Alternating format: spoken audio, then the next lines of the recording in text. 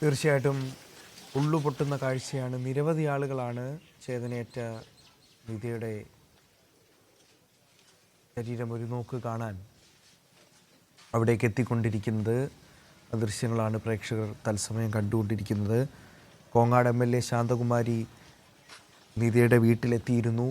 ബന്ധുക്കളുമായി സംസ്കാരം അടക്കമുള്ള കാര്യങ്ങൾ, നടപടികൾ എങ്ങനെയാണ്, അത്തരം കാര്യങ്ങളെല്ലാം തന്നെ ചർച്ച ചെയ്തു. കരിമ്പനയ്ക്കൽ ഹാളിലേക്ക് പൊതുദർശനത്തിന് കൊണ്ടുപോകുമ്പോൾ അവിടെ മന്ത്രിമാർ MP രാജേഷുമൊപ്പം മന്ത്രി K കൃഷ്ണൻകുട്ടിയും വിദ്യാഭ്യാസ വകുപ്പിലെ ഉദ്യോഗസ്ഥരടക്കം ആ സ്ഥലത്തേക്ക് എത്തിക്കും. ഒപ്പം മറ്റ് നാട്ടുകാർക്കും ഒപ്പം തന്നെ സുഹൃത്തുക്കൾക്കും മറ്റാളുകൾക്കെല്ലാം തന്നെ അവിടെ ഈ കുട്ടികളെ അവസാനമായിരുന്നൊക്കെ കാണാൻ എത്താൻ കഴിയുമെന്നുള്ളതാണ്. അവിടേക്ക് എത്തുന്ന ഓരോ ആളുകളുടെയും മുഖത്ത് സങ്കടം ഇങ്ങനെ ഇരമ്പിക്കയറുന്ന കാഴ്ച അത് നമുക്ക് ദൃശ്യങ്ങളിലൂടെ തന്നെ കാണാൻ കഴിയുന്നുണ്ട്. വലിയ പ്രതീക്ഷയായിരുന്നു ഈ കുട്ടികളിൽ. പക്ഷേ ആ പ്രതീക്ഷകളെല്ലാം തന്നെ അസ്തമിച്ചു. നമുക്കറിയാം, കളർകോട് വാഹനാപകടം നടന്ന് അതിൻ്റെ വേദന കേരളീയരുടെ മനസ്സിൽ നിന്നും മായുന്നതേ ഉണ്ടായിരുന്നുള്ളൂ. അപ്പോഴാണ് വീണ്ടും ദാരുണമായ മറ്റൊരു അപകടം കൂടി ഉണ്ടാകുന്നത്. വീട്ടിൽ നിന്ന് യാത്ര പറഞ്ഞ് പരീക്ഷയ്ക്ക് പോകുമ്പോൾ അവരൊരിക്കലും വിചാരിച്ചില്ല തിരികെ ഇങ്ങനെ ഇത്തരത്തിലൊരു അപകടത്തിലേക്കാണ് അവർ കാലെടുത്ത് വെക്കുന്നതെന്ന്. എന്തായാലും അവരുടെ മൃതദേഹങ്ങൾ രാവിലെ തന്നെ മൃതദേഹങ്ങൾ മോർച്ചറിയിൽ നിന്നും ബന്ധുക്കൾക്ക് വിട്ടു നൽകി. മറ്റ് നടപടിക്രമങ്ങളെല്ലാം പൂർത്തീകരിച്ച ശേഷം ബന്ധുക്കൾക്ക് വിട്ടു നൽകി.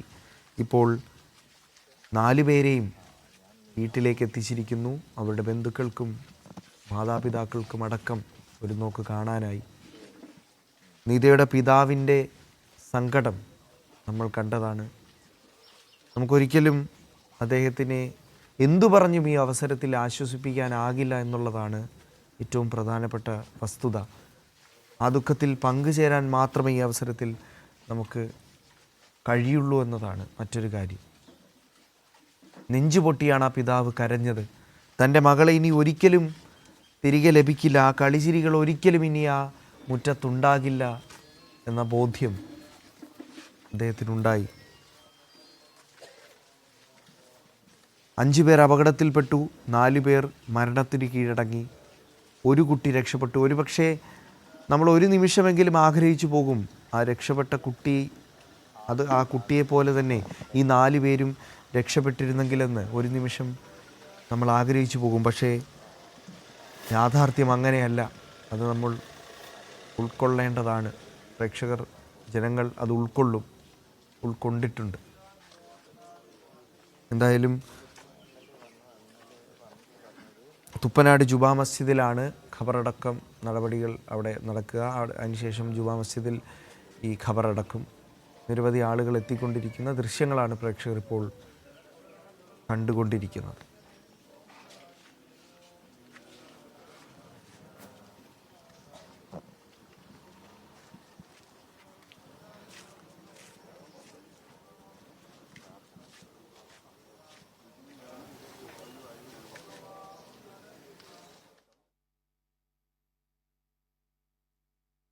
ഇന്നലെ വൈകിട്ട് 4 മണിയോടെയാണ് നാടിനെ നടുക്കുന്ന അപകടമുണ്ടായത്. പാലക്കാട് കല്ലടിക്കോടത്ത് പനയമ്പാടത്താണ് നിയന്ത്രണം വിട്ട സിമൻറ്റ് ലോറി ഇടിച്ചു കയറി 4 സ്കൂൾ വിദ്യാർത്ഥിനികൾ ആയിഷ, നിദ ഫാത്തിമ, ഇർഫാന, റിദ ഫാത്തിമ എന്നിവർ മരണത്തിന് കീഴടങ്ങുന്നത്. ഇപ്പോൾ നിധയുടെ വീട്ടിൽ മതപരമായ ചില ചടങ്ങുകൾ പുരോഗമിക്കുകയാണ്. ആ ദൃശ്യങ്ങളാണ് പ്രേക്ഷകർ തത്സമയം കണ്ടുകൊണ്ടിരിക്കുന്നത്.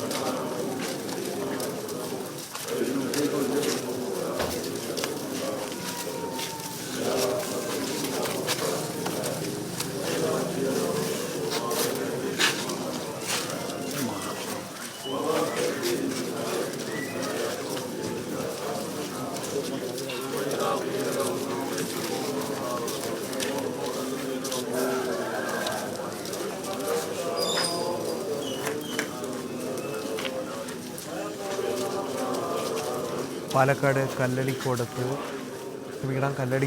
പനയമ്പാടത്ത് നടന്ന അപകടത്തിൽ 4 വിദ്യാർത്ഥികളാണ് മരിച്ചത്.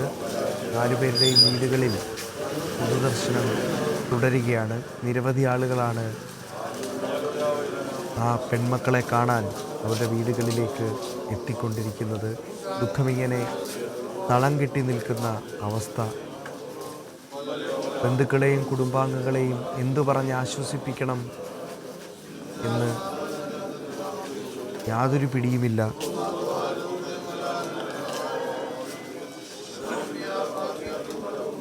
എട്ടര വരെയാണ് വീട്ടിൽ പൊതുദർശനം. നേരത്തെ കോങ്ങാട് MLA ശാന്തകുമാരി നിതയുടെ വീട് സന്ദർശിച്ചിരുന്നു. തുടർന്ന് സംസ്കാര ചടങ്ങുകളുമായി ബന്ധപ്പെട്ട നടപടിക്രമങ്ങളെപ്പറ്റി കുടുംബാംഗങ്ങളുമായി ചർച്ച ചെയ്തു.